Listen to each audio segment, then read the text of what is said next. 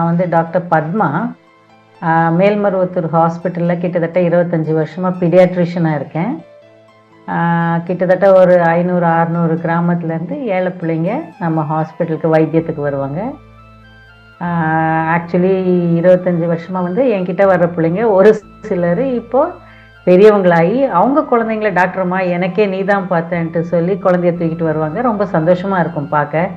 நான் வந்து எம்பிபிஎஸ் வந்து ராமச்சந்திரா மெடிக்கல் காலேஜ் சென்னையில் படிச்சுட்டு டெல்லியில் போஸ்ட் கிராஜுவேஷன் பண்ணிவிட்டு அதுக்கப்புறம் காஞ்சி காமராஜ் சைல்ட்ஸ் ட்ரஸ்ட் ஹாஸ்பிட்டல்னு எக்ஸ்க்ளூசிவ் பீடியாட்ரிக் ஹாஸ்பிட்டலில் ஒரு 2 வருஷம் மேற்படிப்பு படிச்சுட்டு அதுக்கப்புறம் நான் அம்மா டிவோட்டின்னு சொல்லிட்டு அவங்க வந்து மருவத்தூரில் வந்து தொண்டு செய்ய வேலைக்கு சேருனவே ஒரு 25 வருஷமாக இங்கே வேலை பார்த்துட்ருக்கேன். இங்கே நம்ம ஹாஸ்பிட்டலில் நிறைய ஏழை பிள்ளைங்க கிராமத்து மக்கள் முதல்ல இந்த கிராமத்தில் ஆக்சஸே ஒரு வைத்தியத்துக்கு ஆக்சஸே இல்லாத ஒரு நிலையில் அம்மா ஹாஸ்பிட்டலை ஸ்டார்ட் பண்ணி சுற்று வட்டாரத்தில் ஒரு 500-600 கிராமத்துலேருந்து குழந்தைங்க மட்டும் கிடையாது, பல வகை வைத்தியம் நடக்குது நம்ம ஹாஸ்பிட்டலில். ஸோ ரொம்ப சந்தோஷமாகவும் ஒரு திருப்தியாகவும் இருக்குது. ஏழைங்களுக்கு டாக்டர்ஸ்ன்ற முறையில் நாங்கள் எல்லாருமே ஒரு சர்வீஸ் பண்ணோம், 4 பேருக்கு ஹெல்ப் பண்ணோம் நம்ம நாலேஜை வச்சு நினைக்கிறது உண்டு. ஆனால் அந்த வாய்ப்புன்றது கிடைக்கிறது கஷ்டம். ஸோ அந்த வாய்ப்பு கிடைச்சி என்னால் பார்க்க முடியுதுன்னா அது அம்மாவோட பிளெஸிங்ஸ் தான்.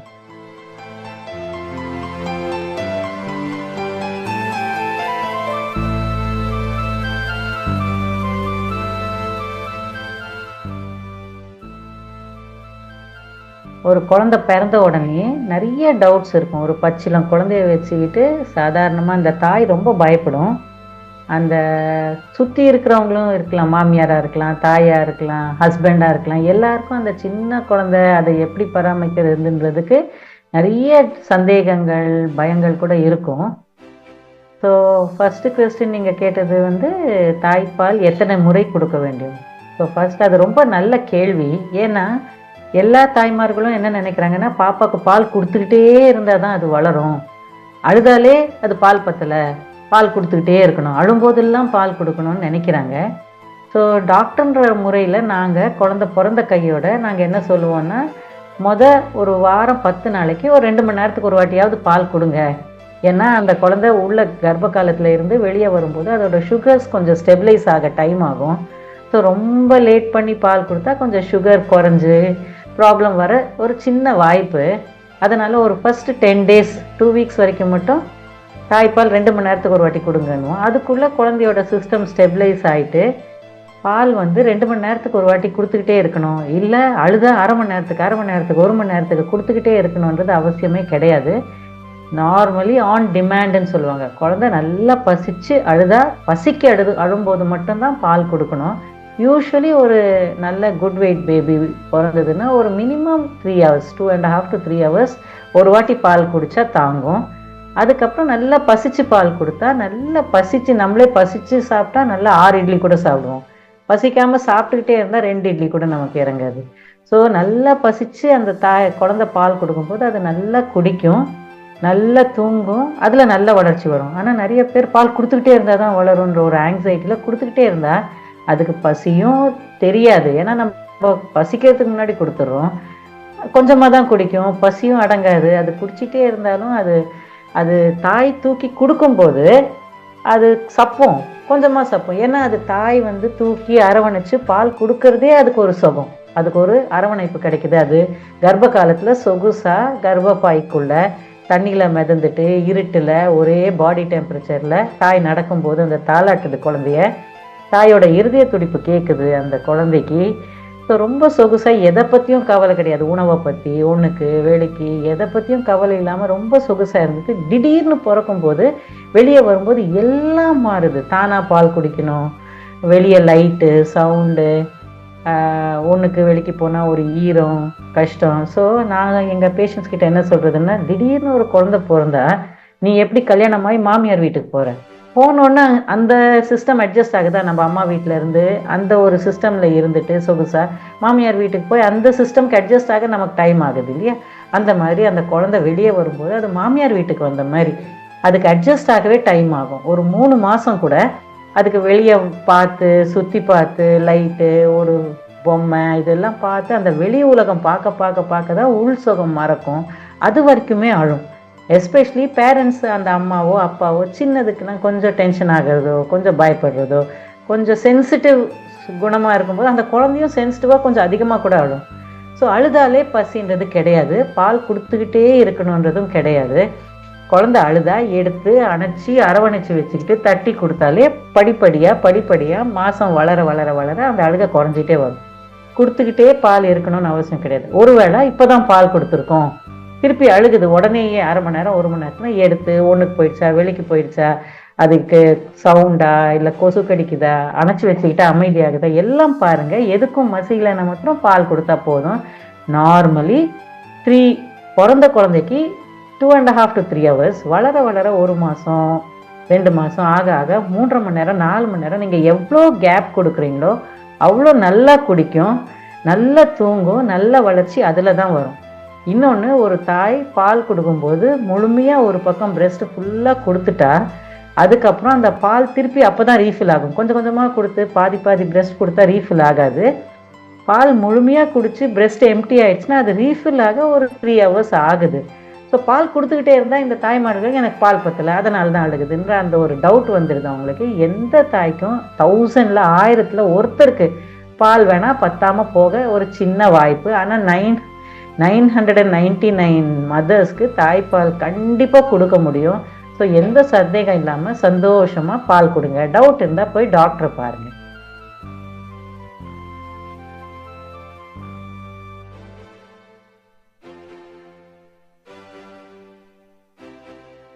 ஸோ நம்ம முதல்ல என்ன புரிஞ்சுக்கணும்னா, எல்லா ஜீவராசியும் தாய்ப்பால் கொடுக்கக்கூடிய எந்த ஜீவராசிக்கும் இந்த சந்தேகமே கிடையாது. மனுஷனுக்கு மாத்திரம் கடவுள் மூளை கொஞ்சம் அதிகமாக கொடுத்துட்டாரு. ஸோ நம்ம ஓவராக திங்க் பண்ணி வேற பாலை விட இது ஏன் சிறந்ததுன்னு யோசிக்கிற நிலைமையில இருக்கும். இப்போ மாடு தன் கண்ணுக்குட்டிக்கு தன் பால் தான் கொடுக்குது, பூனை தன் குட்டிக்கு தன் பால் தான் கொடுக்குது. அது வேற கழுதைப்பாலோ குதிரை பாலோ கொடுக்கறது இல்லை, குதிரை மாட்டுப்பாலோ பசும்பாலோ கொடுக்கறது இல்லை. மனுஷன் ஒருத்தன் தான் மூளை அதிகமாக இருக்கவே எனக்கு பால் பத்தலையோன்னு பல சந்தேகத்தினால பல காரணங்கள்னால வேற பால் கொடுக்கலாமா, அது பெட்டரா, டப்பா பால் என் பிள்ளைக்கு நல்லதா ஏன் பாலை விடன்னு நினைக்கிறது உண்டு. ஆனால் கடவுள் எப்படி படைச்சிருக்காருன்னா, அந்தந்த குட்டிக்கு அந்தந்த தாயோட பால் is perfect for that baby's growth, brain growth, body growth. So ஒரு கண்ணுக்குட்டிக்கு எவ்வளோ மூளை வேணும், போய் புல் மேய்ஞ்சிட்டு வர அளவுக்கு தான் அதுக்கு மூளை வேணும். ஸோ அந்த மாட்டுப்பாலில் வரக்கூடிய பாலில் அதுக்கு உடல் வளர்ச்சி கடன்னு அது பிறக்கும் போதே 10 கிலோ கடன்னு 35 கிலோ வளருது. ஸோ அந்த உடல் வளர்ச்சிக்கு அதுக்கு குடல்ல எவ்வளோ ஜீரண சக்தியோ அதுக்கு தகுந்தாப்புல பால், அதுக்கு எதிர்ப்பு சக்தி எவ்வளவோ அந்த பால் தான் அந்த மாட்டுப்பாலில் வருது. வேற மனித குழந்தை பிறக்கும்போது 3 கிலோ, அந்த 3 கிலோலேருந்து கடன்னு ஃபஸ்ட்டு மூளை தான் வளருது. அந்த மூளை வளர்ச்சிக்கு அந்த இமோஷ்னல் வளர்ச்சி, அதுக்கு ஒரு அன்பு பாசம் இதெல்லாம் வளரணும்னா மனித குழந்தைக்கு மனித பால் தான் பர்ஃபெக்ட். எதிர்ப்பு சக்தி அந்த தாய்ப்பால் கொடுத்தா பல டெத்ஸு, நியூபார்னு சின்ன 1 year old பேபிஸில் வரக்கூடிய டெத்ஸை நிறைய நம்ம தவிர்க்கலாம். ஸோ அது ஏன் கொடுக்கணும்னு பார்த்தா எதை சொல்லன்னு எனக்கு தெரியல. ஸோ நியூட்ரிஷன் வைஸ் பார்த்தீங்கன்னா அந்த ஹியூமன் மில்கில் ஹையஸ்ட் குளுக்கோஸ் கண்டென்ட். ஏன் அவ்வளோ குளுக்கோஸ்? ஏன்னா அந்த மூளை ரொம்ப ரேப்பிடாக வளருது. அந்த ரேப்பிடாக வளர்கிற மூளைக்கு அந்த குளுக்கோஸ் தான் எனர்ஜி சோர்ஸு. ஸோ மாட்டுப்பாலில் தான் சேகரித்து தான் டப்பா பால் செய்கிறாங்க, அதில் இந்த அளவுக்கு கிடையாது. அது போக அந்த பல மில்க் ஆலிகோசாக்கரைட்ஸ்ன்னு சொல்கிறாங்க. அந்த மில்க் ஆலிகோசாக்கரைட்ஸ் குடல்ல ப்ரோபயோட்டிக், நம்ம எல்லாம் ப்ரோபயோட்டிக் ப்ரீபயோட்டிக்னு கேள்விப்பட்டிருக்கோம் இல்லையா, அது இட்ஸ் அ ப்ரீபயோட்டிக். ஸோ அதனால குடல்ல நல்ல பாக்டீரியா வளர்ந்து குழந்தைக்கு எதிர்ப்பு சக்தின்றது குடல்லையும் இருக்குது. ஸோ அது நல்ல எதிர்ப்பு சக்தி, பேதி, நிமோனியா பல நோய்கள்லேருந்து பாதுகாக்குது அந்த நோய் அந்த தாய்ப்பால். அது இல்லாமல் பார்த்தீங்கன்னா ப்ரோட்டீன்ஸ்ன்னு பார்த்தா வே ப்ரோட்டீன், கேசின் ப்ரோட்டீன்னு சொல்லுவாங்க. அந்த வே ப்ரோட்டீன்றது தாய்ப்பாலில் நிறைய இருக்குது. ஈஸியாக தாய்ப்பாலை டைஜஸ்ட் பண்ண முடியுது அந்த குழந்தையால். வேற இந்த மாட்டுப்பாலில் கொடுக்கும்போதோ இல்லை மாட்டுப்பால்லேருந்து வரக்கூடிய டப்பா பால் இன்னுமே கேடு தான். அது நான் அப்புறம் சொல்கிறேன். ஸோ அந்த டப்பா பால் சாப்பிடும்போது அதில் கேசின் அதிகம். ஸோ பேபியால் டைஜஸ்ட் பண்ணுறது கொஞ்சம் கஷ்டம். அது போல் ப்ரோட்டீன்னா அது அடுத்து ஃபேட் பார்த்தீங்கன்னா பாலி அன்சாச்சுரேட்டட் ஃபேட்டுன்றது ரொம்ப நல்லது அந்த குழந்தைக்கு. ஃபேட் தான் மூளை வளர்ச்சிக்கு ரொம்ப முக்கியம். அரக்கடானிக் ஆசிட், டிஹெச்ஏ எல்லாம் நிறைய அட்வர்டைஸ்மெண்ட்ல பார்க்குறோம். ஸோ தாய்ப்பாலை இயற்கையாக இருக்கு. எந்த இயற்கையான ஒரு உணவும் அதுதான் ஆரோக்கியமான உணவு. இப்போ டப்பா பால்ன்றது செயற்கையான உணவு, அல்ட்ரா ப்ரோசஸ்டுன்னு இப்போ லேட்டஸ்ட்டு கான்செப்ட். எந்த ஒரு பொருளும் இயற்கையான பொருளை எடுத்து ஃபேக்ட்ரியில் போய் பதப்படுத்தி அதை ஹீட் பண்ணி அதில் கெமிக்கல்ஸ் ஆட் பண்ணி தாய்ப்பால் அளவுக்கு அந்த டப்பா பாலை இது மிமிக் பண்ணணும், அந்த மாதிரியே இதில் எவ்வளோ தாய்ப்பால் என்ன இருக்குது அதே மாதிரி எடுத்துகிட்டு வரணும்னு நினைக்கும் போது பல வகை கெமிக்கல்ஸ் ஆட்டம் போடுறாங்க. அதில் ஃபேட்டு, வைட்டமின்ஸு, மினரல்ஸு, கார்போஹைட்ரேட்னு. ஆனால் கண்டிப்பாக தாய்ப்பாலை எந்த வகையிலையும் மேட்ச் பண்ண முடியாது. என்கிட்ட வர அந்த 7 கிராமத்து லேடிஸ் கிட்ட என்ன சொல்வேன்னா, அம்மா தாய்ப்பால் கடவுள் கொடுத்தா அமிர்தம், அந்த அமிர்தத்தை எதனாலையுமே நம்மளால் ரீப்ளேஸ் பண்ணவே முடியாது. வேலைக்கு போகிற ஐடி லேடிஸ் கூட வருவாங்க, அவங்கக்கிட்ட சொல்கிறது, அம்மா உன் குழந்தை ஆசைப்பட்டு தானே பெற்றுக்கிட்டேன், அதுக்காக 1 வருஷம் சாக்ரிஃபைஸ் பண்ண, இட் இஸ் ஒர்த். அந்த தாய் குழந்தைக்கும் சரி உனக்கும் சரி இட் இஸ் ரியலி ஒர்த். அப்புறம் வேலைக்கு போய்க்கோ. வருமானம் பத்தலையா கொஞ்சம் இன்னும் சிம்பிளாக வாழ கற்றுக்க, 1 வருஷம் 2 வருஷம் குழந்தைக்கு தாய்ப்பால் கொடுத்துட்டு கூட வேலைக்கு போய்க்கோ. ஸோ அந்த அளவுக்கு தாய்ப்பால் ரொம்ப முக்கியம். இந்த ப்ரோட்டீன் ஃபேட் போக பார்த்தீங்கன்னா இம்யூனிட்டி, ஆன்டிபாடிஸு, செல்ஸு. ஒரு குழந்தைக்கு ஜுரம்னா அந்த டைமில் அந்த மில்க்கு டைனமிக்காக மாறிக்கிட்டே இருக்கும். அந்த குழந்தை தாய்ப்பால் அந்த தாய் கொடுக்கும்போதே ஃபஸ்ட்டு வர பால் தண்ணியாக இருக்கும், நிறைய தண்ணி சத்து, வாட்டர் அண்ட் ப்ரோட்டீன் சத்து. பின்னாடி வர பால் திக்காக ஹைண்ட் மில்க்குன்னு சொல்லுவாங்க. ஃபஸ்ட்டு வர்றது 4 மில்க்கு, பின்னாடி வர்றது ஹைண்ட் மில்க். அந்த ஹைண்ட் மில்க் பார்த்தா திக்காக கொழுப்பு சத்து உள்ளது. அந்த கொழுப்பு சத்துனால குழந்தைக்கு வயிறு ரொம்பனா ஒரு சந்தோஷம், நிம்மதியாக தூங்கும். அண்ட் டைனமிக்காக மாறிட்டே இருக்கும். குழந்தை வளர ப்ரீடம் பேபி பிறந்தா அதுக்கு தகுந்தாப்புல பால் வரும். அந்த குழந்தை வளர வளர வளர வளர மில்க்கும் சேஞ்ச் ஆகிட்டே இருக்கும். டேல நைட்டில் every hour the milk is constantly changing. So இது டப்பா பால் எவ்வகையிலையும் கிடைக்க வாய்ப்பே இல்லை. ஸோ ஆன்டிபாடிஸ்னு இருக்குது, செல்ஸ்ன்னு இருக்குது, ப்ரீபயோட்டிக்ஸ்னு இருக்குது, லாக்டோஃபெரின் இருக்குது, பல பல பல பல பல compounds which give lot of resistance, எதிர்ப்பு சக்தி, வளர்ச்சி. அது போக பார்த்தீங்கன்னா முக்கியமாக இமோஷ்னல் பாண்டிங், ஒரு பாசம் வளர்க்குறதுன்றது தாய்ப்பாலில் மட்டும்தான் வரும். அந்த தாய்ப்பால் கொடுக்கும்போது தாய்க்கு நிறையா ஹார்மோன்ஸ், ஆக்சிடோசின், ப்ரோலாக்டின், என்டார்ஃபின்ஸ், பல பல பல ஹார்மோன்ஸ். இது குழந்தைக்கும் ஒரு சந்தோஷத்தை கொடுக்குது, தாய்க்கு ஒரு சந்தோஷத்தை கொடுக்குது. இந்த குழந்தை பிறந்த டைமில் நிறைய மதர்ஸ்க்கு டிப்ரெஷன், ஸ்ட்ரெஸ்ஸு, ஆங்ஸைட்டிலாம் வரும். தாய்ப்பால் கொடுத்தா அது வர வாய்ப்பு ரொம்ப குறையுது. ஸோ அந்த ஹார்மோன்ஸ்னால லெப்டின்னு, கிரெலின்னு குழந்தைக்கு செட் ஆகிட்டு, நம்ம டப்பா பால் கொடுத்தா அது எவ்வளோ கொடுக்குறோன்னு தெரியாமல் it's very passive feeding. So அந்த குழந்தை ஓவர் வெயிட் ஆகக்கூட வாய்ப்பு இருக்குது. ஸோ தாய்ப்பால் கொடுக்கும்போது பல பல பல நோய்கள், குழந்தையோட ஐக்யூவே அதிகமாக வருது. குழந்தைக்கு ஆஸ்மாக்கான வாய்ப்பு கம்மி, சில கேன்சர்ஸ்க்கான வாய்ப்பு கம்மி, நிமோனியா டெத்ஸு, அலர்ஜிஸு, பல நோய்கள் குறையுது. தாய்க்குமே டிப்ரெஷனு, ஓவர் வெயிட் ஆகிறது, பிரெஸ்ட் கேன்சர், யூட்ரைன் கேன்சருக்கான வாய்ப்புலாம் because of various hormones being secreted அந்த தாய்க்கு வர வாய்ப்பு குறையுது. ஸோ இப்படி சொல்லிக்கிட்டே போனால் இன்னும் நிறைய இருக்குது. எந்த குழந்தைக்கும் தாய்ப்பால் மட்டும்தான் கொடுக்கணும், அதை பற்றின சந்தேகம் நமக்கு இருக்கவே கூடாது. நம்ம ஆசைப்பட்டு பெற்றுக்கிறோம், அதுக்கு என்ன செய்யணுமோ அது நம்ம அவசியமாக செய்யணும். தாய்ப்பால் பத்தாமல் போக வாய்ப்பே கிடையாது. ஸோ நீங்கள் கண்டிப்பாக கொடுங்க, சந்தோஷமாக கொடுங்க, உங்களுக்கும் நல்லது, குழந்தைக்கும் நல்லது. தாய்ப்பால் மட்டுமே 6 மாதம் வரைக்கும் தாய்ப்பால் மட்டுமே போதும். நடுவில் வேறு எதுவுமே கொடுக்க தேவையில்லை, தண்ணி கூட கொடுக்க தேவையில்லை. சஹாரா பாலைவனத்திலேயே ஸ்டடி பண்ணி பார்த்துருக்காங்க. அந்த சஹாரா பாலைவனத்தில் தாய் அந்த ஹீட்டுனால குடிக்கக்கூடிய தண்ணியே குழந்தைக்கும் தாய்ப்பாலில் வந்துடும். ஸோ 6 மாதம் வரைக்கும் வேறு எதுவுமே கொடுக்காதீங்க. நாங்கள் இந்த கை வைத்தியம் வீட்டில் செய்கிறதெல்லாம் கூட டாக்டர்ஸ்ன்ற முறையில் வேணான்னு சொல்லிடுவோம். ஏன்னா அதனால ஏதாவது அசுத்தம் ஏற்பட்டு குழந்தைக்கு டயரியா ஏதாவது ஆயிடக்கூடாது, பேதி வாந்தின்றதுனால 6 மாதம் முழுமையாக தாய்ப்பால் மட்டுமே கொடுங்க. ஏதாவது நடுவில் சந்தேகம், பால் பத்தலை, குழந்தை அழுகுது அப்படின்னா டாக்டரை போய் பாருங்கள். உங்கள் பால் உங்கள் குழந்தைக்கு பத்துதுன்றதுக்கு முக்கியமான அறிகுறி என்னென்னா, ஒரு குழந்தை ஒரு நாளைக்கு 10 வாட்டி தாராளமாக யூரின் போகுதா, கண்டிப்பாக தாய்ப்பால் போதுமான அளவு குடித்தா மட்டும்தான் யூரின் போகும். மோஷன் தளர போகுதா, ஒரு நாளைக்கு ஒரு வாட்டியோ, இல்லை ஒரு சில குழந்தைங்க 5-6 நாளைக்கு ஒரு வாட்டி கூட போவாங்க. ஆனால் சேர்த்து வச்சு தளர போகுதா, கொஞ்சமாக முழுக்கா டைட்டாக போகுது அப்படின்னா பால் பத்தாமல் இருக்க வாய்ப்பு இருக்குது. டாக்டரை போய் அணுகுங்க.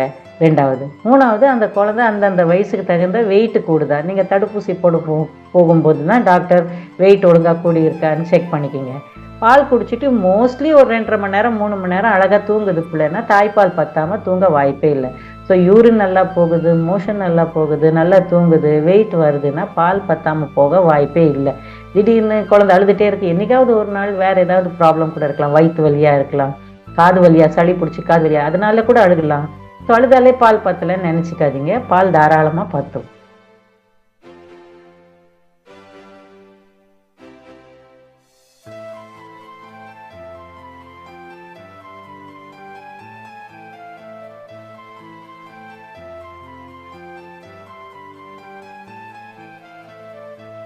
ஓகே. ஸோ 6 மாதம் வரைக்கும் தாய்ப்பால் மட்டுமே கொடுங்க. 6 மாதத்துக்கு அப்புறம் படிப்படியாக ஒரேடியாக தாய்ப்பாலை மாற்றி மிச்ச உணவு கொடுக்கக்கூடாது.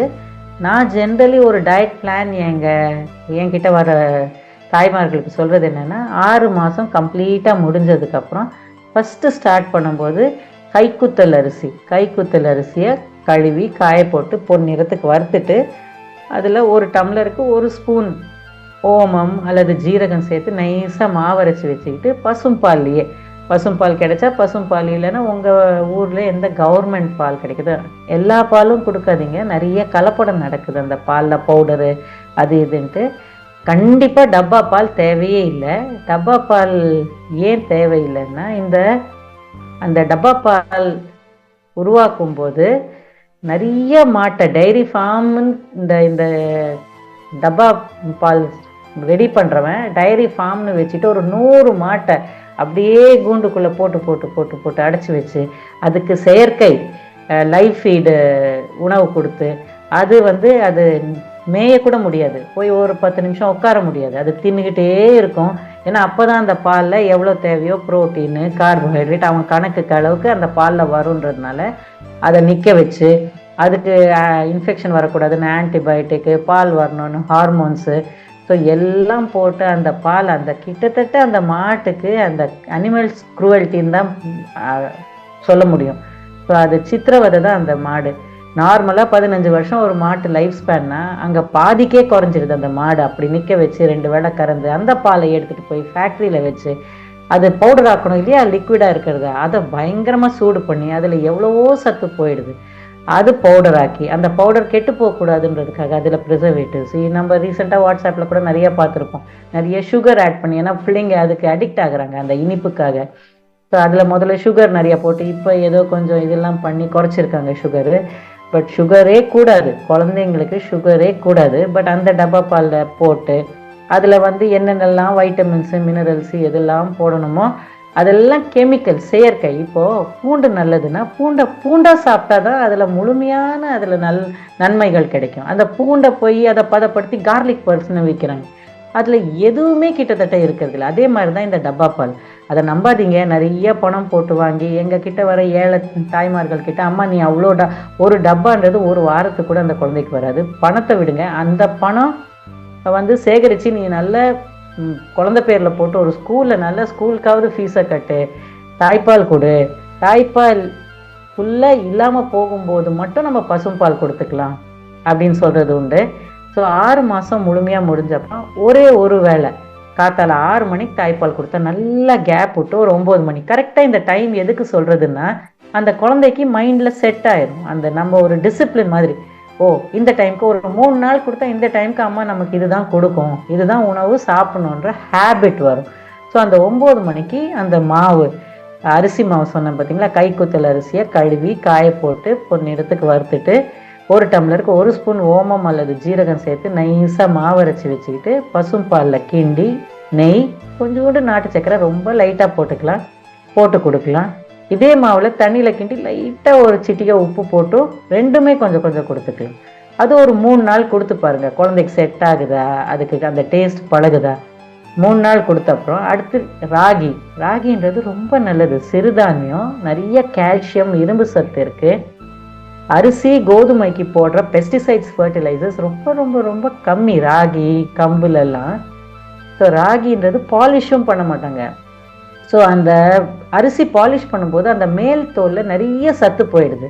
அதனால தான் கைக்குத்தல் அரிசி சொன்னேன் நான். ஸோ இந்த அரிசி இந்த ராகி பாலிஷ் இல்லாததுனால முழுமையான சத்து இருக்குது. ஸோ ராகியை நல்லா வறுத்து அது ஆக்சுவலி முளை கட்டிட்டிங்கன்னா இன்னும் ஈஸி டு டைஜஸ்ட். ஊற வச்சு முளை கட்டி முளை வந்தப்புறம் லைட்டாக முளையை நீக்கிட்டு கொஞ்சம் வெயிலில் காய வச்சு நல்லா வறுத்து அதை மாவரைச்சி வச்சுட்டு இதே மாதிரி பாலில் கிண்டி அல்லது தண்ணியில் கிண்டி உப்பு போட்டு கொடுக்கலாம். அது ஒரு 3 நாள் கொடுங்க. இந்த ராகியை பால் எடுத்து ஒரு சிலர் ஊட்டுறாங்க, அது தேவையில்லை. ஏன்னா அந்த நம்ம செக்கையை பிழிஞ்சு எடுக்கும்போது நிறைய சத்து போயிடுது. ராகி மாவாவே கொடுத்து பாருங்க, குழந்தைக்கு செட் ஆகுதான்னு. அதுக்கப்புறம் ஒரு 3 நாள் இது கொடுத்துட்டோமா, அடுத்து கேரட் நல்லா வேக வச்சு அதில் கடைஞ்சி அந்த குழந்தை கைப்பிடி அளவு, அந்த குழந்தை கைப்பிடி அளவில் 3 கைப்பிடி அளவாகுது. முக்கியமான உணவே குழந்தைங்களுக்கு வளர வளர கொடுக்கக்கூடியது காய், கீரை, பழம் தான். நம்ம 2 இட்லி 3 தோசைன்னு ஊட்ட வேண்டிய அவசியமே கிடையாது. அதை கொஞ்சமாக 1/4 இட்லி சொல்கிறேன், ஒரு 9 மாதத்துக்கு குழந்தைக்கு 1/4 இட்லி கொடுத்துட்டு இவ்வளோ காயோ பழமோ ஒரு வேளை உணவுலையும் காய் அல்லது பழம் சேர்க்க தான் ஆரோக்கியம். ஸோ இந்த குழந்தைக்கு 6 மாதத்தில் ஆரம்பிக்கும் போது கேரட் நல்லா வேக வச்சு கடைஞ்சி அந்த கூழ்லையே கலந்து ஊட்டுங்க. அது ஒரு 2-3 நாள் கொடுத்து பாருங்கள். அதுக்கப்புறம் பீட்ரூட், அது ஒரு 2-3 நாள். ஏன்னா அதுக்கு பிடிக்குதா, டேஸ்ட்டு செட் ஆகுதான்னு. அடுத்தடுத்து ஒன்றா சவு, பரங்கிக்காய், பூசணிக்காய், கடையக்கூடிய எந்த காயாக இருக்கட்டும், கீரை கூட 1 மாதம் ஆயிடுச்சுன்னா கீரை கூட நல்லா கடைஞ்சி அந்த உணவில் கலந்து கொடுங்க. உணவு கம்மியாக சாப்பிட்டா கூட போதும், காய் கொஞ்சம் கூட வச்சு கொடுத்தோமா, அந்த 3 கைப்பிடி அளவாவது கொடுத்தோமா, ஓகே. ஸோ 1 மாதம் 6 மாதத்துலேருந்து 7 மாதம் முடிகிற வரைக்கும் ஒரே வேளை தான் அந்த உணவு. அடுத்து தாய்ப்பால் தான் கொடுக்கணும். அந்த ஒரு வேளை 9 மணிக்கு கொடுக்குறீங்கன்னா அந்த ஒரு வேளை தாய்ப்பாலை குறைங்க. தாய்ப்பால் கொடுத்த 1/2 மணி நேரத்துக்குலாம் ஊட்டினீங்கன்னா தூத்துன்னு துப்பும். அதே மாதிரி ஊட்டி பார்த்தேன் டாக்டர்மா, துப்பிடுச்சு, அதனால் தூக்கி அழுதுது பாலை கொடுத்தேன்னா அதுக்கு தெரியும் நம்ம சாப்பிடாம துப்பிட்டா தாய்ப்பால் கொடுப்பாங்கன்னு. ஸோ மெதுவாக பொறுமையாக 1/2 மணி நேரம் நம்ம பார்த்து போராடி ஊட்டினா அந்த பழக்கம் வந்துடும். ஸோ 6 மணிக்கு கொடுத்த தாய்ப்பாலோட 9 மணிக்கு இந்த கஞ்சி கூழாட்டம் கொடுத்தீங்கன்னா 1 ஸ்பூன் பசு நெய் போட்டுக்குங்க அதில். அடுத்து 9 மணிக்கு தான் தாய்ப்பால் கொடுக்கணும். 12 மணி 9 மணிக்கு கெட்டி உணவு ஊட்ட 4 மணி நேரம் கூட அந்த குழந்தை தாங்கும். நல்லா கேப் விடுங்க. சிறுவ இந்த காலத்தில் எல்லாரும் சிறுவ ஊட்டிக்கிட்டே இருக்கும். குழந்தைக்கு ஊட்டிக்கிட்டே இருந்தால் தான் வளரும்னு நினைக்கிறோம். தயவு செஞ்சு அது பண்ணாதீங்க. நல்ல கேப் விடுங்க. வயிறு தலைன்னு ஃப்ரீயாக இருந்தால் அதுக்கும் ரெஸ்ட் வேணும். அதுக்கப்புறம் 12 மணிக்கு தாய்ப்பாலே தான் கொடுக்கணும். 6 மாதத்தில் ஒரே வேளை உணவு. அதோட 7 மாதம் 1 மாதம் ஃபுல்லாக இப்படி கொடுங்க. 7 மாதம் ஆகும்போது காத்தால 9 மணிக்கு கொடுத்ததோட நைட் ஒரு 7:30-8 மணிக்கு அடுத்த வேளை உணவு ஆரம்பிப்போம். அது ஆரம்பிக்கும் போது பார்த்தீங்கன்னா 4 அரிசிக்கு ஒரு பொட்டுக்கடலை, நம்ம எப்படி இட்லிக்கு போடுறோம் அந்த மாதிரி 4 ராகிக்கு ஒரு வேர்க்கடலை. ஏன்னா புரத சத்து, இரும்பு சத்து இதில் அதிகரிக்குது. ஸோ அந்த மாவை கலந்து முதல்ல கொஞ்சம் கஞ்சியாக தண்ணியாக 6 மந்த்ஸில் ஆரம்பிப்போம். இருக்க கொஞ்சம் திக் பண்ணி கூழாட்டம் ஊட்டலாம். கொஞ்சம் ஹெவியாக இருக்கும் குழந்தைக்கு. நைட்டும் காய் போட்டு கடைஞ்சி நெய் சேர்த்து ஊட்டுங்க. ஓகே. ஸோ காய், எந்த காய், எல்லா காயும் குழந்தைக்கு நல்லது. முள்ளங்கி, பூசணிக்காய், பரங்கிக்காய், ஒரு காயில் ஒரு வகை சத்து இருக்குது. கலராக காய் அதுக்கு தான் கொடுக்க சொல்கிறாங்க, ரெயின்போ கலர்ஸ்ன்ட்டு. அதில் நிறைய ஆன்டி ஆக்சிடென்ட்ஸு அதெல்லாம் இருக்குது. Okay. So this is at 7 months. அதோட 8 months கிட்டத்தட்ட 7.5-8 மாதம் ஆகும்போது ஈவினிங் ஒரு ஸ்நாக்குக்கு ஃப்ரூட்ஸ் ஆரம்பிங்க. வாழைப்பழத்துலேயே செவ்வாழை, கற்பூரவள்ளி, நேந்திரம் பழம் இதெல்லாம் ரொம்ப நல்லது. அந்த க்ரீன் பனானா, இந்த மோரிஸ் பனானா, எல்லோ பனானா விட மலை வாழைப்பழம், நேந்திரம் பழம் இதெல்லாம் நல்லது. வாழைப்பழத்தை நுணுக்கி ஊட்டுங்க. ஆப்பிள் வேக வைக்காதீங்க, அப்படியே மிக்சியில் அடித்து தோல் வேணால் எடுத்துட்டு ஆப்பிள் ஊட்டுங்க. அந்த 3 கைப்பிடி அளவாவது ஈவினிங் ஊட்டிட்டு பாலை கொடுங்க. 7.5 மாதத்தில் ஒரு வேளை. இப்போ நைட்டு 7:30 மணிக்கு டிஃபன் சொன்னேன். இந்த ஈவினிங் ஸ்நாக்ன்றது ஒரு 4:30-5 மணிக்கு. இப்போ நைட்டு 7:30 மணிக்கு கொடுக்குறீங்கன்னா அந்த டைம் பாலை குறைக்கணும். ஒரு வேளை தாய்ப்பாலில் குறைச்சிட்டு தான் அடுத்த வேளை உணவு. தாய்ப்பாலும் கொடுத்துட்டு இதையும் கொடுத்தா சும்மா 2 ஸ்பூன் சும்மா வாங்கிட்டு நான் ஊட்டிட்டேன்றது கணக்கே கிடையாது. கணிசமாக ஒரு சின்ன கப்பளவுக்காவது அது சாப்பிடும். நீங்கள் நல்லா பசிக்க வச்சு கொடுக்க. ஓகே. ஸோ அண்ட் முக்கியமானது, தயவு செஞ்சு குழந்தைங்களுக்கு இந்த பிஸ்கெட்டுன்னு ஆரம்பிக்காதீங்க. 4 மாதத்து குழந்தையிலேருந்தே பிஸ்கெட்டு தண்ணியில் தொட்டு தொட்டு ஊட்டுறது. பிஸ்கெட்டுன்றது ரொம்ப கேடு உடம்புக்கு. ஃபுல்லாக மைதா, கெமிக்கல்ஸு, பால் பவுடரு. ஸோ அதில் எந்த சத்தும் கிடையாது. ஒரு 2 பிஸ்கெட் அந்த குழந்தை சாப்பிட்டுடுச்சுன்னா ஆரோக்கியமான ஒரு ராகி கஞ்சியோ ஒரு காயோ பழமோ எதுவும் சாப்பிடாது. தயவு செஞ்சு பிஸ்கெட்டு ஊட்டாதீங்க. ஸோ ஒரு 4:30 மணிக்கு ஒரு பழத்தை ஊட்டிட்டிங்கன்னா கொஞ்சம் தாய்ப்பால் கொடுத்துருங்க. அதோட 9 இங்கிலீஷ் மாதம் கணக்கு ஆகும்போது அந்த லன்ச் டைம் அந்த 1 மணி 9 மணிக்கு மார்னிங் பிரேக்ஃபாஸ்ட் கொடுத்தோம் பார்த்தீங்களா, அந்த 9 மாதம் ஆகும்போது மெதுவாக ராகி தோசை, ராகி அடை அப்படி கூட கொஞ்சம் சாலிட் ஸ்டார்ட் பண்ணிடலாம். ஸோ அந்த 1 மணி லன்ச்சுக்கு சாப்பாடு கைக்குத்தல் அரிசியாக இருக்கலாம், இல்லை சாமை கூட நல்லது தான். ஸோ சாப்பாடை நல்லா குழச்சி அதில் பருப்பு போட்டு நாட்டுக்கோழி முட்டை ரொம்ப நல்லது. நாட்டுக்கோழி முட்டையிலேயே மஞ்சள் கரு ஃபஸ்ட்டு ஆரம்பிங்க. 1 வயசு கிட்டத்தட்ட ஆகும்போது வெள்ளைக்கரு கொடுங்க. மெதுவாக ஃபிஷ்ஷு நீங்கள் சாப்பிடும்போது கொடுத்துக்கலாம்.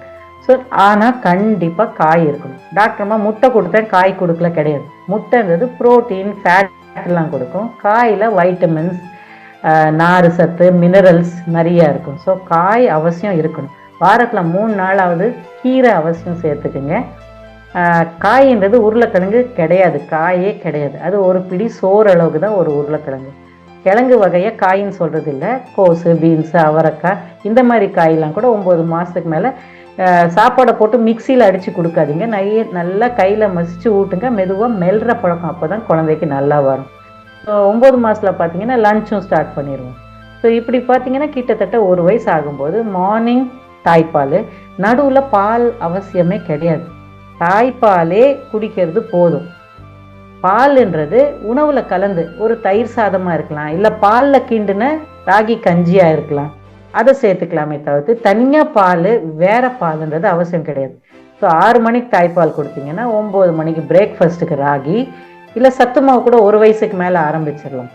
இட்லி தோசையே தேவையில்லை. இட்லி தோசைன்றது அரிசியில் சத்தே கிடையாது. இப்போ வர அரிசி வகையில் சத்து கிடையாது. சிறுதானியத்தில் நிறைய சத்து இருக்குது. ராகி சத்து மாவு கஞ்சியே போதும், கூட ஒரு பழமோ அல்லது காயோ. ஓகே. ஸோ லஞ்சுக்கு நிறைய காய் வச்சு, முட்டை வச்சு, இல்லை பருப்பு வச்சு ரைஸு. ஈவினிங் ஸ்நாக்கு ஒரு ஃப்ரூட்டு. கொஞ்சம் வளர குழந்தைங்களுக்கு கொஞ்சம் சுண்டல், 2 பேரிச்சம்பழம், 2 பாதாம். ஆனால் பழம் அவசியம் கொடுத்துருங்க. நைட்டு டின்னருக்கும் காய் இருக்கணும். ஒரு சப்பாத்தி வச்சா கூட கீரை சப்பாத்தி, கேரட் சப்பாத்தி, காலிஃப்ளவர் சப்பாத்தி, அல்லது ஒரு உப்புமா, ராகி கோதுமை ரவை உப்புமா செய்றீங்க இல்லையா, நிறைய காய் போட்டுருங்க. அதில் உப்புமாவே தெரியக்கூடாது, காய் தான் கொஞ்சமாக சாப்பிட்டா போதும். ஆனால் காய் நிறையா இருக்கணும் உணவில். இதுதான் உங்கள் குழந்தைக்கு ஆரோக்கியமான வளர்ச்சி. சரி, நெக்ஸ்ட் ப்ளீஸ். என்னைக்கு பால் உங்கள் தாய்ப்பால் நைட்டு ஃபுல்லாக 2 வயசு 3 வயசு வரைக்கும் குழந்தை எழுந்து குடித்தா தாய்ப்பால் கொடுங்க. என்னைக்கு உங்கள் பால் இல்லாமல் போகுதோ அன்னைக்கு காத்தால பசும்பால் அல்லது கவர்மெண்ட் பால் எதுவோ அது காத்தால ஒரு வேளை, சாயங்காலம் ஒரு நாள் ஃபுல்லாகவே 1/2 லிட்டர் பால், அது தாய்ப்பால் கணக்கும் சேர்த்து தான். ஸோ தாய்ப்பாலே போதும் குழந்தைக்கு. தனியாக நடுவில் பசும்பால் கொடுக்க வேண்டிய அவசியம் எதுவுமே கிடையாது. பால் நிறுத்தினதுக்கப்புறம் நம்ம பசும்பால் 2 வேளை கொடுத்துக்கலாம், இல்லை நடுவில் தயிர் சாதமாக கூட கொடுத்துக்கலாம்.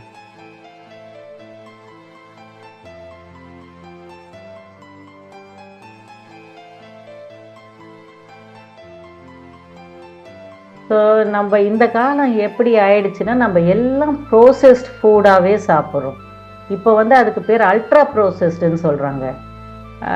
எப்படின்னா நம்ம குழந்தைக்கு கொடுக்கறதே ஜாமு, சாஸு, ப்ரெட்டு, பன்னு, முக்கியமாக இந்த health drinks, Complan, Horlicks, PediaSure, Boost, Bournvita.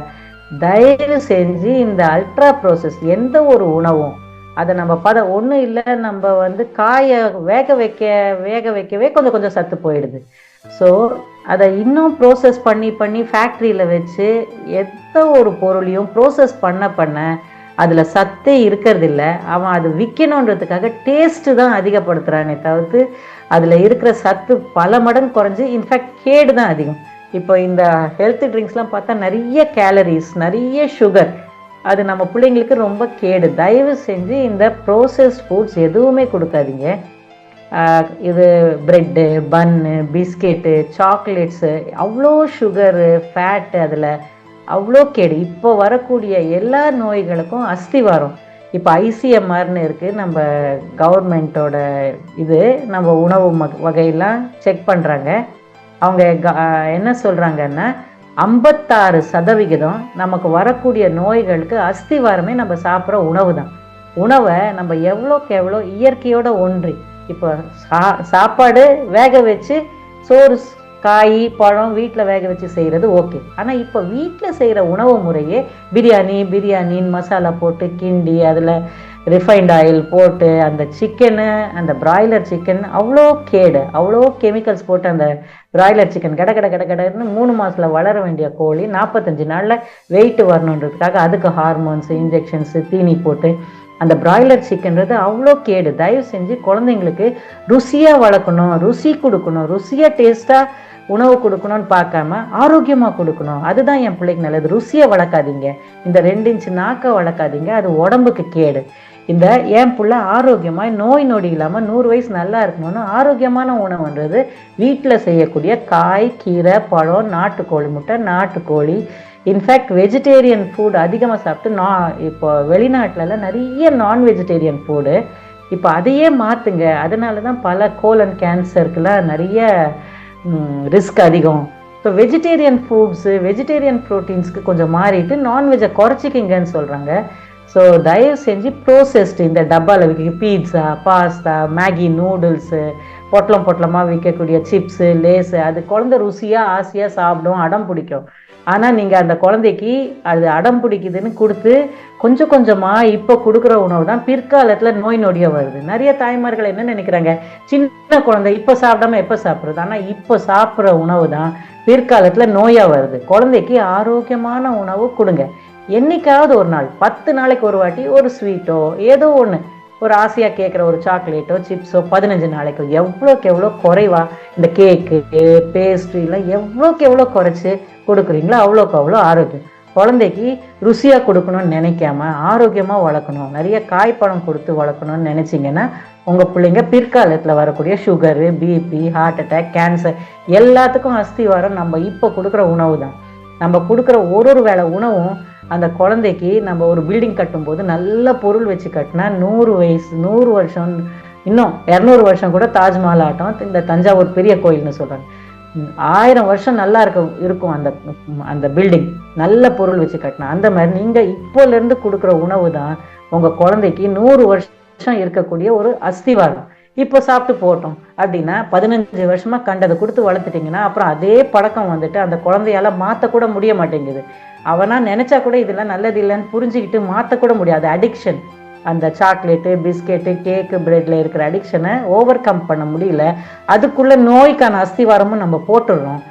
அதுக்கப்புறம் எவ்வளோ மாற்றினாலும் அதுக்கான விளைவுகள் அந்த 15 வருஷம் கண்டதை தின்னா அந்த நோய்க்கான வாய்ப்பு அதிகம்தான். ஸோ சின்ன வயசுலேருந்தே ஆரோக்கியமாக கொடுங்க. வேற ஆசைக்கு எப்பயாச்சும் ஒன்று அந்த குழந்தைக்கு நம்ம சொல்லி வளர்க்கும் போதே அதுக்கு புரியுது, ஓ அம்மா இது நல்லதுக்கு சொல்கிறாங்க, நம்ம இதுதான் நல்லது சாப்பிட்ணும். என்னைக்காவது ஒரு நாள் ரேராக ஏதோ ஒரு ஜங்க் ஃபுட்டுன்னு சொல்கிறோம் பார்த்தீங்களா, அது கேடு கொடுக்கக்கூடிய பொருள், உணவு பொருளே கிடையாது. அது எப்பயாவது, ஆனால் டேஸ்ட் இருக்கும், அது எப்பயாவது ரேராக கொடுத்துருங்க.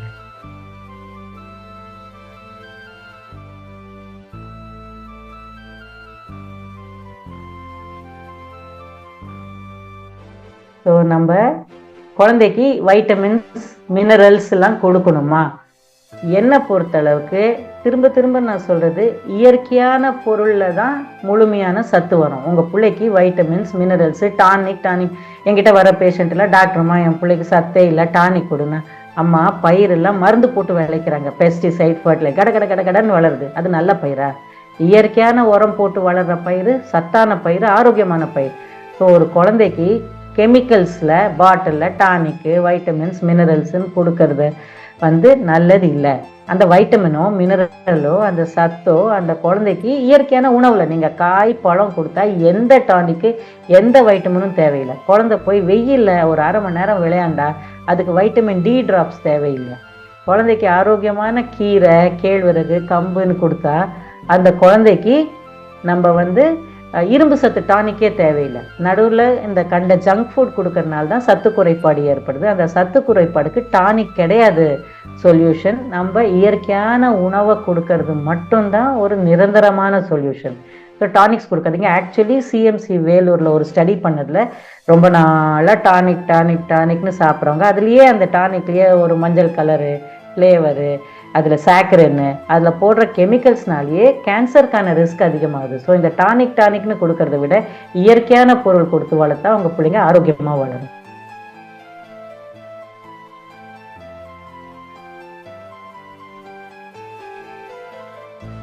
குழந்தை எவ்வளோ நேரம் விளையாடணும்? இது ஒரு நல்ல கேள்வி. இந்த காலத்தில் நம்ம குழந்தைங்க நிறைய செல்ஃபோன் வச்சுட்டு உட்காந்துருதுங்க. அது எல்லாருக்குமே தெரியும், ரொம்ப கேடு. தயவு செஞ்சு சின்ன குழந்தைங்க 6 மாதம் 8 மாதம் 1 வயசு 3 வயசு அந்த மூளை பயங்கரமாக வளருது. நரம்புலாம் அப்படியே படர்ந்து மரத்தோட கிளைகள் போல் வளர்ந்து வரணும். அந்த டைமில் செல்லு கொடுத்தா அது மொட்டை மரமாக அது பிரான்ச்சஸ் இல்லாத அளவுக்கு பிரெயின் டெவலப்மெண்ட்டு, குழந்தையோட குணங்கள் மாறி மனித குணங்கள் மாறி மிருக குணங்கள் வருது. தயவு செஞ்சு செல்ஃபோன் கொடுக்காதீங்க. வெளியே போய் விளையாடுறோம். நான் என் பேஷண்ட்ஸ் கிட்ட சொல்கிறது என்னென்னா, அம்மா 10 மார்க் ஸ்கூலில் குறைஞ்சா கூட பரவாயில்ல, டியூஷன் அனுப்பாத, ஹோம்ஒர்க்குன்னு விடு, கொஞ்சமாக ஹோம்ஒர்க் சிம்பிளாக செஞ்சுட்டா போதும். வெளியே போய் ஓடி ஆடி 1 hour எந்த குழந்தையும் விளையாடணும். அது போக நம்ம யோகா கிளாஸு, இந்த கிளாஸு, டான்ஸ் கிளாஸு, பாட்டு கிளாஸு, கராட்டே கிளாஸு, அந்த ஸ்ட்ரக்சர்டு ஆக்டிவிட்டியை விட குழந்தைங்க இன்னும் 4 குழந்தைங்களோட சேர்ந்து அவங்க க்ரியேட்டிவாக அவங்களா ஒரு விளையாட்டை கண்டுபிடிச்சி அவங்களா விளையாடி அடிச்சுக்கிட்டு கீழே கூட விழுகலாம், அடிப்படலாம். பட் அதெல்லாம் it's a part of growing up. So அவங்க அன்ஸ்ட்ரக்சர்டு விளையாட்டு இருந்தால் அவங்களுக்கு நல்ல மூளை வளர்ச்சி வரும். நம்ம யோகா கராட்டே ஓகே, பட் ரொம்பவும் அதெல்லாம் விட இந்த க்ரியேட்டிவ் பிளே, அவங்களா போய் ஃபுட்பாலு, கிரிக்கெட்டு, கோகோ சேர்ந்து விளையாடும் போது நிறைய அந்த ஒரு சொசைட்டியில் சமுதாயத்தில் எப்படி வாழணும், சேர்ந்து இருக்கணும், விட்டு கொடுக்கணும், இதெல்லாம் கற்றுக்குவாங்க. So 1 hour daily physical activity very important குழந்தைங்களுக்கு. படிப்பில் 10 மார்க் குறைஞ்சா கூட பரவாயில்ல, ஆரோக்கியத்துக்கு ரொம்ப ரொம்ப ரொம்ப ரொம்ப நல்லது.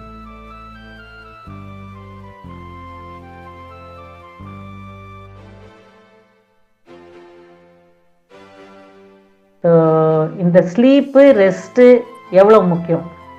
இது ரொம்ப முக்கியமான கேள்வி. இப்போல்லாம் குழந்தைங்க படுக்கிறதே 10 மணி 11 மணி, எழுந்திரிக்கிறது 8 மணி 9 மணி.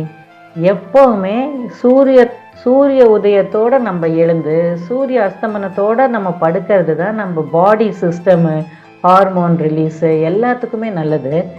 ஸோ ஒரு குழந்தை எப்போ அப்பா லேட்டாக தான் 10 மணிக்கு வருவார், அதனால் முடிச்சுட்டு, இதெல்லாம் பதிலே கிடையாது. அப்பா முடிஞ்சால் சீக்கிரம் வரணும், இல்லை காத்தாலையாவது பார்த்துக்கணும் குழந்தைய.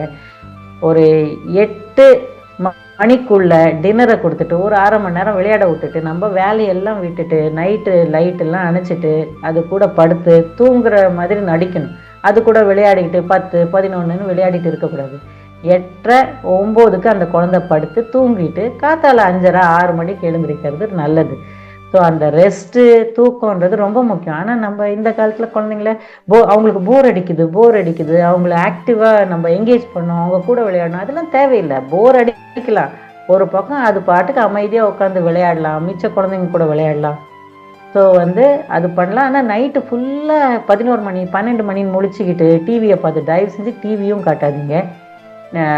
வேறு பொம்மை, பேட்டு, பாலு, கேரமு இதெல்லாம் குழந்தைங்க விளையாடலாம். செஸ்ஸு கண்டிப்பாக ஒரு 8-9 மணி நேரத்துக்கு மேலே குழந்தைங்களுக்கு ரெஸ்ட்டு தூக்கம் அவசியம். சீக்கிரம் படுக்கணும், சீக்கிரம் எழுந்திரிக்கணும், அதுதான் நல்லது.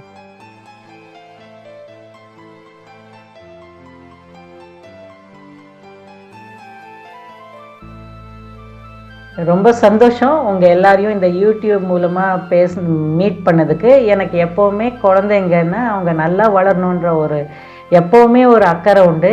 இந்த மெசேஜ் நீங்களும் பயன்படுத்தி இன்னும் நிறைய பேருக்கு சொல்லி நம்ம குழந்தைக்கு ருசியாக ஊட்டாமல் ஆரோக்கியமாக வளர்க்கணும். ருசியானது என்றைக்காவது ஒரு நாள் ஓகே, ஆனால் ருசியே பழகிட்டு ஆரோக்கியத்தை நம்ம பிள்ளைங்களுக்கு எடுத்துடக்கூடாது. ஸோ நீங்கள் நல்லா ஆரோக்கியமாக உங்கள் பிள்ளைங்களை கொடுத்து நல்லா குழந்தைங்களும் நல்லா படிக்கணும், நல்லா முன்னுக்கு வரணும், நல்லா ஹெல்த்தியாக இருக்கணும். இப்போ ஹெல்த்து தான் ரொம்ப கவலையாக இருக்குது. எல்லா குழந்தைங்க பெரியவங்க எல்லாருக்கும் நல்லா ஆரோக்கியமாக சாப்பிடுங்க, அதுதான் அஸ்திவாரம் ஆரோக்கியத்துக்கு. நல்லா தூங்குங்க, செல்ஃபோன் அவாய்ட் பண்ணுங்கள், அப்போ ஸ்ட்ரெஸ் குறையும். நிம்மதியாக சந்தோஷமான வாழ்க்கை வாழ நான் பிரார்த்திக்கிறேன். ஓம் சக்தி.